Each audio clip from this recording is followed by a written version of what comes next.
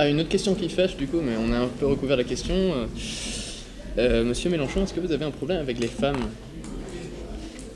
Je fais allusion à un débat qui s'est passé à la télévision il y a peu de temps entre vous et la représentante du parti du Front National, Marine Le Pen.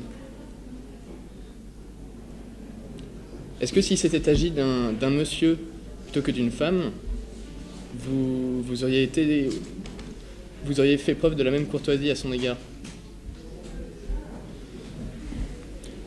Écoutez, je crois que c'est sympathique d'entendre ça, parce que ça me rappelle le bon vieux temps, mais vous êtes un peu comme Monsieur Le Pen. Vous croyez qu'une femme n'est pas capable de se défendre toute seule, qu'il faut qu'elle aille demander à son papa, ou que l'attitude d'un homme change suivant que c'est une... Moi, j'ai pas polémiqué avec une femme, j'ai polémiqué avec le chef du Front National. Je me fous de savoir un homme ou une femme. Mais mon comportement est exactement le même. Et je sais qu'à la télévision, il vaut mieux être courtois avec tout le monde. Et si j'étais tombé sur une buse masculine qui se serait tue, je n'aurais dit autant. D'ailleurs, j'aime mieux vous dire qu'à la distribution des prix, le père en a pris autant que la fille.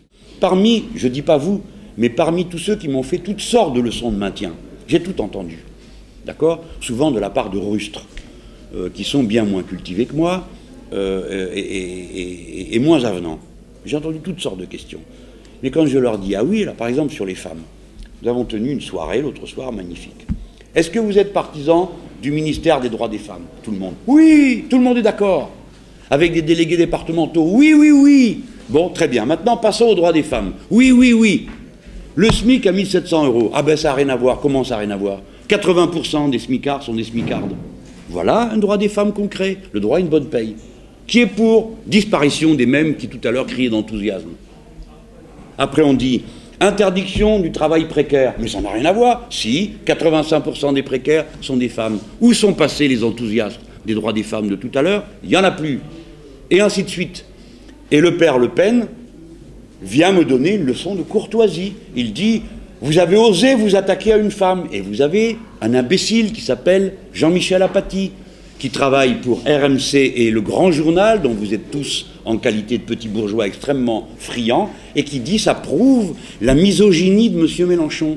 Parce qu'il a dit semi-démente, parce qu'il n'osait pas dire folle. Et folle, ça veut dire qu'on est misogyne. Sous-entendu qu'il n'y a plus de féminin au mot fou. Eh bien, je suis au regret de dire qu'il y a des démentes et des déments, et que la névrose obsessionnelle xénophobe de Mme Le Pen est un problème de déséquilibre, et je la plains beaucoup. Elle doit donc être soignée, parce que c'est pas normal d'être à ce point anxieux des étrangers, que même d'avoir peur dans son assiette de ce qui s'y trouve en créant d'ivoire, de l'islam dissimulé ou du judaïsme caché dans un beefsteak. Il faut être quand même déjà sévèrement atteint. Donc, ces gens qui m'ont donné des leçons, en réalité, auraient dû réfléchir et s'apercevoir pour M. Le Pen qu'on est au XXIe siècle, et une femme n'a pas besoin de son père pour défendre ses idées. Voilà. Non, je ne peux pas m'en empêcher, j'ai le goût de la polémique.